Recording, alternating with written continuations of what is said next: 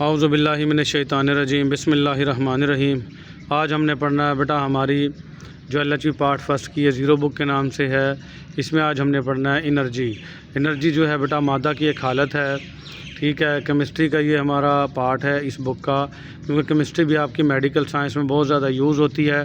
तो इससे पिछला लेक्चर भी हमने केमिस्ट्री का ही पढ़ा था, ये भी पढ़ते हैं। इसमें हम एनर्जी पढ़ते हैं बेटा। Energy is defined as, energy की हम तारीफ़ करते हैं as the capacity of doing work, काम करने की सलाहियत क्या कहलाती है? एनर्जी कहलाती है। Energy can be express itself in various forms. Energy जो है अपने आप को मुख्तलिफ़ शक्लों में ज़ाहिर करती है। वो कौन कौन सी एनर्जी है बेटा? लाइट एनर्जी, रोशनी की एनर्जी, साउंड एनर्जी, आवाज़, हीट एनर्जी, गर्माहट बेटा, टेम्परेचर, दर्जा हरारत, इलेक्ट्रिकल एनर्जी, बिजली वाली ताकत, और केमिकल एनर्जी, कीमियाई एनर्जी। तो टाइप्स ऑफ एनर्जी हम पढ़ते हैं बेटा, तो हैं पोटेंशियल एनर्जी और काइनेटिक एनर्जी। पोटेंशियल, पी से पोटेंशियल याद कर लें, पी से पोजीशन। तो जो जिस्म की पोजीशन की वजह से जो एनर्जी होगी वो पोटेंशियल एनर्जी कहलाएगी, और जो हरकत की वजह से होगी वो काइनेटिक एनर्जी। पोजीशन वाली मैं बता दूं बेटा आपको, जैसे एक ईंट है, आप उठा के उसको दीवार पे रख दो तो उसमें एनर्जी स्टोर हो गई, और खुदा न खास्ता अब वो ईंट सर पे गिरा दी किसी के, तो वो सर फाड़ने की सलाहियत रखती है, तो ये बताएगी कि मेरे अंदर एनर्जी मौजूद थी। तो जो किसी भी जिस्म की पोजीशन की वजह से एनर्जी होगी वो पोटेंशियल एनर्जी कहलाएगी, और जो हरकत की वजह से होगी वो काइनेटिक एनर्जी। ये हम 9th 10th first year second year में पढ़ के आए हैं, तो हो सकता है अगर वहाँ समझ में ना आई हूँ तो मेरी बातें सुन के इंशाल्लाह ज़रूर समझ में आ जाएगी आपको बेटा। तो हम पढ़ते हैं potential energy. Potential energy is stored energy inside the object. Potential energy वो स्टोर एनर्जी है जो किसी भी ऑब्जेक्ट में स्टोर होती है। The energy stored inside an object due to its position. तो ये एनर्जी स्टोर किस वजह से होती है? इसकी पोजीशन की वजह से। मैंने बताया था बेटा पोटेंशियल एनर्जी पोजीशन से याद रख लें, और शेप या शेप की वजह से इसमें स्टोर होती है। Is known as potential energy, और इसको हम पोटेंशियल एनर्जी कहेंगे। It is due to the work done on an object. और ये एनर्जी क्यों है? क्योंकि हमने उस ऑब्जेक्ट पर, उस जिस्म पर काम किया है। जैसे ईंट है, ईंट ऑब्जेक्ट हो गया बेटा, उसको उठा के दीवार पे रखा, ये हमने काम किया, और अब इसके अंदर एनर्जी स्टोर हो गई, और अब ये सर फाड़ने की सलाहियत रखती है। ये बहुत सारी एनर्जी बेटा इसी तरीके से काम में लाई गई। जैसे पुराने वक्तों में चाबी वाली घड़ियाँ होती थी, तो वो स्प्रिंग को घुमाते थे, तो स्प्रिंग के अंदर वो स्प्रिंग दब जाता था, और उसके अंदर वो एनर्जी स्टोर हो जाती थी। फिर वो आहिस्ता आहिस्ता आहिस्ता आहिस्ता रिलीज़ होती रहती थी, और आपकी घड़ी 24 घंटे तक तकरीबन चलती रहती थी, और 24 आवर्स बाद वही उसकी स्प्रिंग की एनर्जी ख़त्म होने से पहले उसकी चाबी फिर से घुमाना पड़ती थी। तो वो कौन सी थी? Potential energy. हम मिसाल देखते हैं, for example when the sledge hammer is raise. Sledge hammer कहते हैं वो हथौड़ा जिसके पीछे लकड़ी का दस्ता होता है, उसको स्लेज हैमर कहते हैं। जब हम उसको उठाते हैं, इट गेन्स पोटेंशियल एनर्जी, तो वो ज़मीन से उठ गया और उसमें पोटेंशियल एनर्जी भर जाती है, because of the work performed it in lifting it. क्योंकि हमने इस पर काम किया, इसको ऊपर उठाने में, तो इसमें एनर्जी आ गई। व्हेन द स्लेज हैमर, और जब ये हथौड़ा is allowed to fall, the potential energy is converted into kinetic energy. और फिर अब इसको हथौड़े को हम नीचे गिराएंगे, तो इसकी जो पोटेंशियल एनर्जी है हरकत में, हर की एनर्जी यानी काइनेटिक एनर्जी में तब्दील हो जाएगी, और ये चोट लगाने के काबिल हो जाएगा बेटा। चोट लगाने के काबिल हो जाएगा, इसमें नहीं लिखा, लेकिन आपको समझने के लिए मैंने खुद बता दिया। तो when left ventricle pushes blood into the aorta. अब यहाँ पे दिल की मिसाल दे रहे हैं बेटा। तो दिल का एक खाना होता है लेफ़्ट वेंट्रिकल, उसको कहते हैं। जब ये ब्लड को धकेलता है लेफ़्ट एओर्टा में, द एओर्टा एक्सपेंड्स, एओर्टा फूलती है, एंड स्टोर पोटेंशियल एनर्जी, और इसमें पोटेंशियल एनर्जी जो है वो स्टोर हो जाती है by virtue of the work done upon it. क्योंकि हमने इसके ऊपर एक वर्क किया है, इन प्रोड्यूसिंग द एक्सपेंशन, इसको फैलाने में। व्हेन एओर्टा रिलैक्सेस, और जब एओर्टा सुकड़ेगी, फैली थी ना, अब सुकड़ेगी, the potential energy is changes to kinetic energy, और पोटेंशियल एनर्जी तब्दील हो जाएगी काइनेटिक एनर्जी में, विच हेल्प्स, जो मदद करेगा, the pushing the blood forward, blood को आगे धक्का मारने में, धकेलने में मदद करेगी ये। तो ये थी हमारी बेटा पोटेंशियल एनर्जी। फिर हम पढ़ते हैं काइनेटिक एनर्जी। हरकत की वजह से होने वाली एनर्जी क्या कहलाती है? Kinetic energy. इसकी मिसाल मैं अपने अल्फाज में देता हूँ बेटा। अगर कोई कार हरकत कर रही है और खुदा न खास्ता उसके आगे कोई बंदा आ गया, तो उसको मारने की सलाहियत रखती है। ये किसकी वजह से मरा? हरकत तवानाई की वजह से, क्योंकि वो हरकत में थी। अगर खड़ी हुई कार है तो उसके आगे जैसे मर्ज़ी आप घूमते फिरते रहो, उसमें कोई एनर्जी नहीं है। लेकिन अगर उसमें हरकत आ गई और फिर आप उसके आगे आए तो फिर अपना हिसाब खुद ब खुद लगा लेना। The energy an object, energy किसी भी ऑब्जेक्ट की पोजेसेस जो वो रखती है ड्यू टू इट्स मोशन, इसकी हरकत की वजह से, इस कॉल्ड काइनेटिक और मैकेनिकल एनर्जी। इसका काइनेटिक एनर्जी का दूसरा नाम मैकेनिकल एनर्जी भी बेटा। All bodies in the motion, जितने भी इंसान है जो हरकत कर रहे हों, possesses the ability to work, to do work, ये इस सलाहियत रखते हैं कि ये काम कर सकें। बिकॉज दे आर मूविंग, क्योंकि ये हरकत कर रही होती है बेटा और ये काम करने की सलाहियत रखती हैं, और काम किसी की मौत भी हो सकती है बेटा। The kinetic energy of the moving object is amount of energy, kinetic energy किसी भी हरकत करने वाले जिस्म की वो मकदार है एनर्जी की। इट विल गिव अप, इसको जो कि इसको मिलती है मिलेगी when it is stopped from the moving, जब आप इसकी हरकत को स्टॉप करेंगे तो आपको पता चलेगा कि इसमें कितनी ताकत है। जैसे ट्रेन या कोई भी कार या गाड़ी बस हरकत कर रही हो और उसकी ब्रेकें फ़ेल हो जाएं और कोई भी चीज़ फिर उसको आगे से आके रोकने की कोशिश करे तो उसको लग पता जाता है कि इसमें कितनी ताकत है और इसको रोकना कितना मुश्किल है। फॉर एग्ज़ाम्पल, मिसाल के तौर पर, इफ़ ब्रेक्स आर अप्लाइड, जब आप ब्रेकें लगाते हैं to the fast moving car, तेज़ी से दौड़ती हुई कार की, the amount of energy required to stop the car, वो एनर्जी की मकदार जो इस कार को रोकने के लिए दरकार होगी, will be equal to the kinetic energy of the car. वो किसके मुताबिक लगानी पड़ेगी? जो कि हरकत तवानाई थी कार की, उसके मुताबिक उसको रोकने की। अगर ब्रेकें लगेंगी तो वो रुकेगी, अदरवाइज़ नहीं रुकेगी। फिर आ जाएगा बेटा laws of conservation of energy. ठीक है, एनर्जी के जो कवानीन है बेटा, जो पहले भी आया था, ना मादा और एनर्जी दोनों ना तो कभी बनाए जा सकते हैं और ना ही इनको कभी तबाह किया जा सकता है, लेकिन इसको एक शक्ल से दूसरी में तब्दील किया जा सकता है। जैसे इंजन मैकेनिकल एनर्जी है बेटा, और कार के अंदर उसको हरकत देती है तो वो काइनेटिक एनर्जी में तब्दील हो जाती है। सेम इसी तरह से सूरज की एनर्जी जो सोलर एनर्जी है, उसको हम सोलर प्लेटें लगा के बिजली बनाते हैं उससे, तो सोलर एनर्जी को हमने इलेक्ट्रिकल एनर्जी में कन्वर्ट कर दिया। तो हमने ना तो एनर्जी खुद बनाई, ना ही हम उसको तबाह कर सकते हैं, बस एनर्जी को एक शक्ल से दूसरी में तब्दील किया जा सकता है।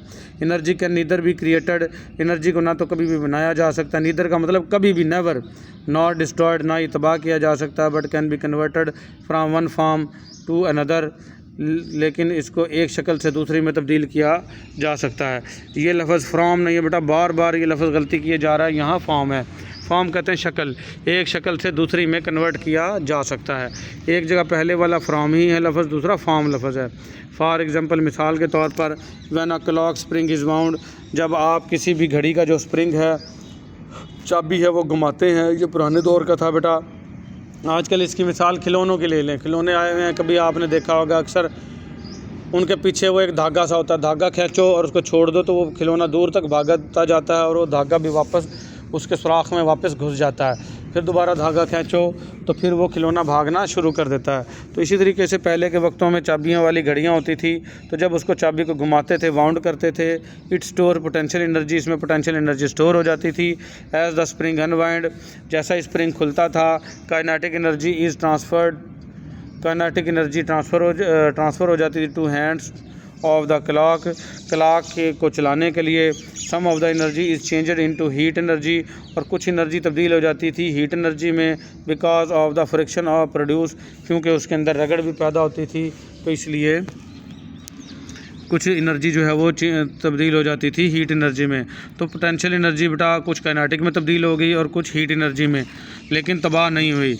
तो व्हेन फ्यूल इज़ बर्न, जब फ्यूल को जलाया जाता है, ईंधन को, उसमें लकड़ियाँ भी हो सकती हैं बेटा, पेट्रोल, डीजल, मिट्टी का तेल भी हो सकता है, ये साला फ्यूल है।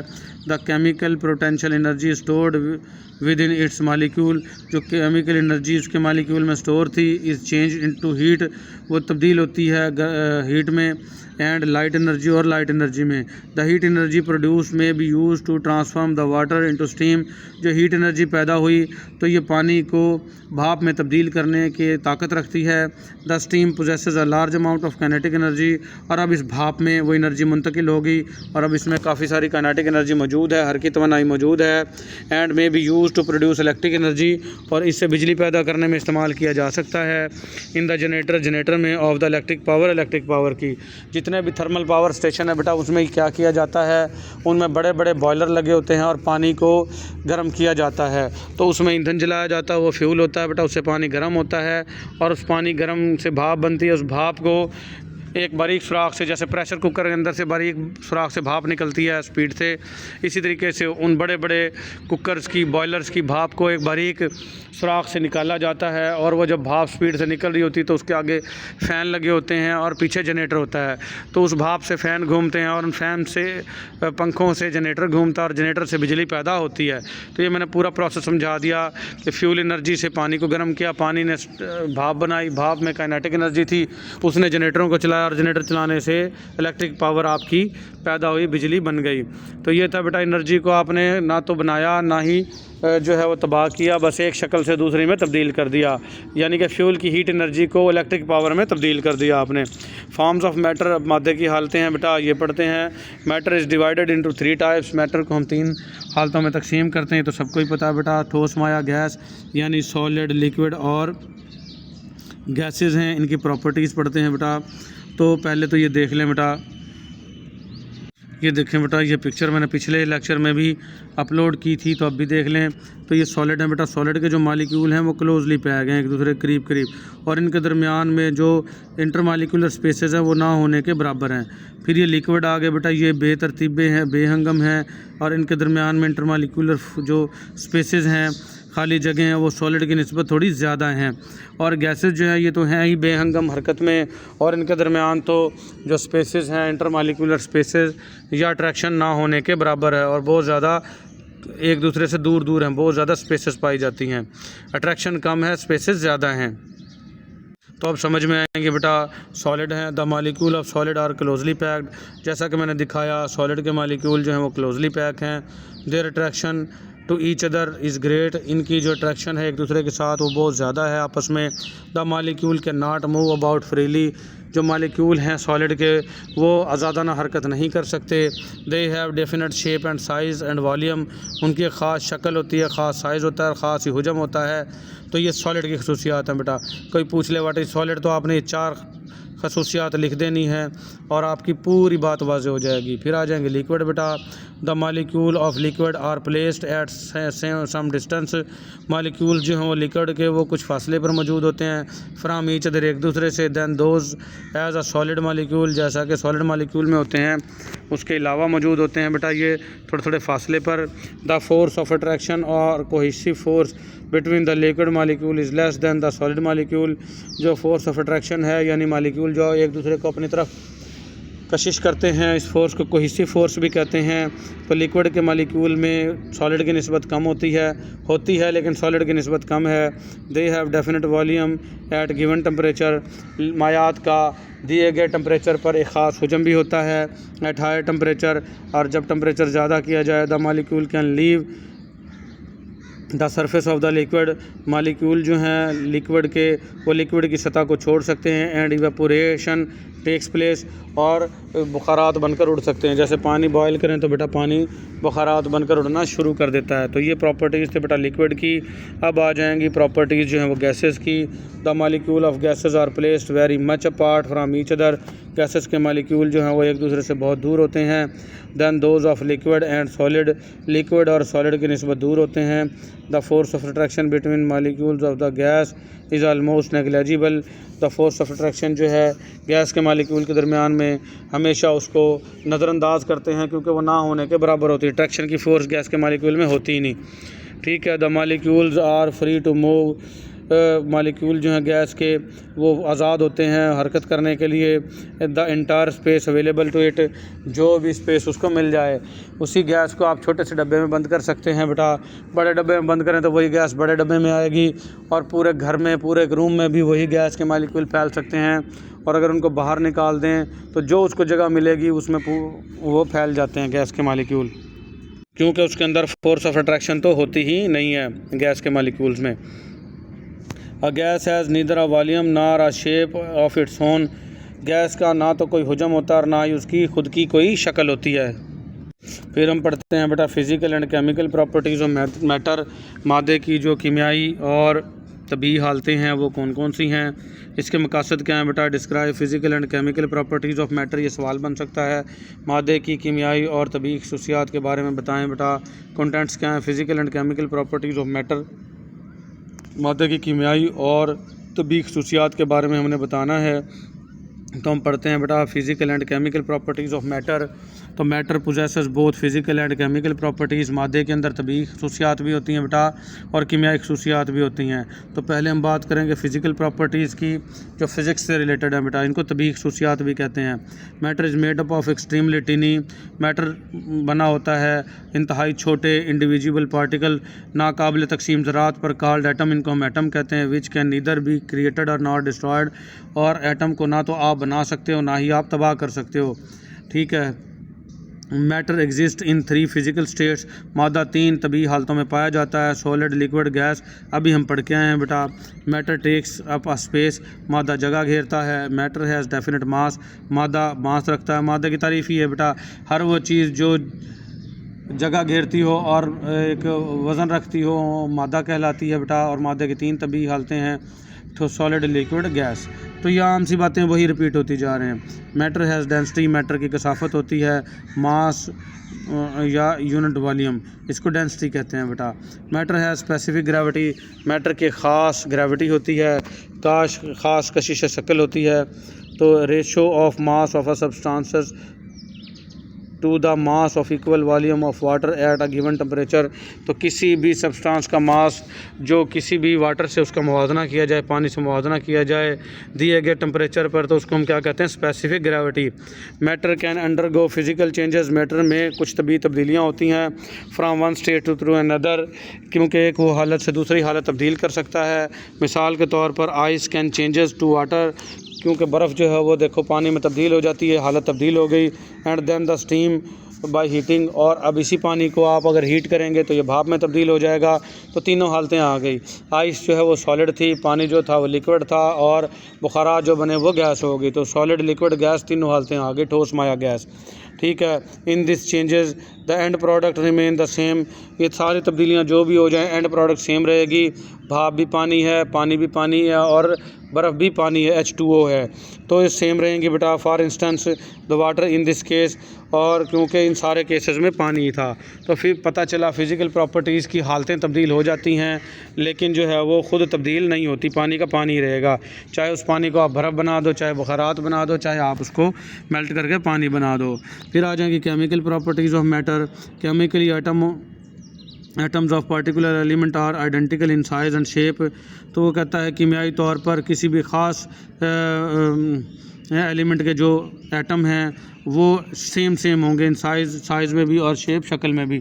जैसे एक लोहे के सुलाख है, उसके अंदर करोड़ों अरबों एटम होंगे, लेकिन कोई भी एटम ले लें तो उनकी शक्लें सेम होंगी। लकड़ी ले लें, लकड़ी के एटम सेम होंगे, लेकिन लकड़ी के और लोहे के आपस में सेम नहीं होंगे। तो सारे जो है धातों के आपस में अलग अलग एक दूसरे से, लेकिन एक धात के एक जैसे ही होंगे। सोने के एटम एक जैसे, चांदी के एक जैसे, तांबे के एक जैसे, पित्तल के एक जैसे, लेकिन पित्तल और सोने के एटम दो वो अलग अलग होंगे, दो का मुवाजना जब करेंगे। तो वो कहता है केमिकली देखा जाए तो किसी भी एलिमेंट के एटम एक जैसे होंगे, शेप, शक्ल में, मास में, एंड अदर प्रॉपर्टीज़, और जितनी भी और खसूसियात हैं उनमें। And differ from atoms of other elements of these properties, और जो दूसरे एलिमेंट के एटम होंगे उनसे मुख्तलिफ होंगे। आपस के एक जैसे, यानी लोहे के लोहे से मुवाजना करेंगे तो एक जैसे, लेकिन अगर लोहे का मुवाजना सोने से करेंगे तो मुख्तलिफ होंगे। अ मैटर में be made up of molecules, matter मादा किससे मिलकर बना, मालिक्यूल से। ऑफ सिमिलर एलिमेंट्स, एक जैसे एलिमेंट्स के। आर दे में बी केमिकल कंपाउंड्स, और ये कीमियाई कंपाउंड हो सकते हैं। Or mixture of different elements, या मुख्तलिफ एलिमेंट का मिक्सचर हो सकते हैं। आर कंपाउंड्स, या कंपाउंड्स का मिक्सचर हो सकते हैं। The atoms of the similar or different element unite or separate by chemical reaction, किसी भी एलिमेंट के वो सिमिलर या डिफरेंट है उसके जो एटम हैं वो केमिकल रिएक्शन से अलग किए जा सकते हैं।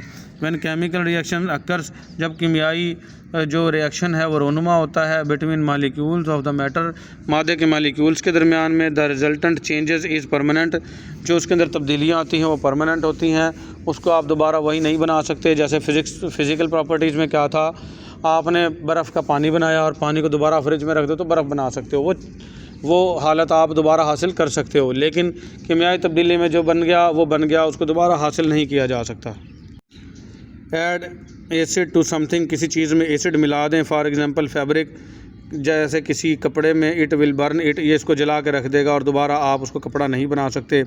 Water formed by chemical reaction between hydrogen and oxygen, पानी बनता है हाइड्रोजन और ऑक्सीजन के कीमियाई मिलाप से। बेटा H2O पानी का फार्मूला होता है, तो उसमें H क्या है, हाइड्रोजन को ज़ाहिर करती है, और O ऑक्सीजन को। तो पानी जो है वो हाइड्रोजन और ऑक्सीजन के कीमियाई मिलाप से बनता है। The chemical properties of water are different from chemical properties of oxygen and hydrogen. तो जो कीमियाई खसूसियात हैं बेटा पानी की, वो यकसर मुख्तलिफ हैं किससे, हाइड्रोजन और ऑक्सीजन से। हालांकि पानी हाइड्रोजन और ऑक्सीजन से मिलकर बना है, लेकिन अब उसकी प्रॉपर्टीज़ पानी की हाइड्रोजन और ऑक्सीजन से मुख्तलिफ हो चुकी हैं। तो इससे पता चला कि कीमियाई प्रॉपर्टीज़ जो हैं वो मुख्तलिफ हो जाती हैं।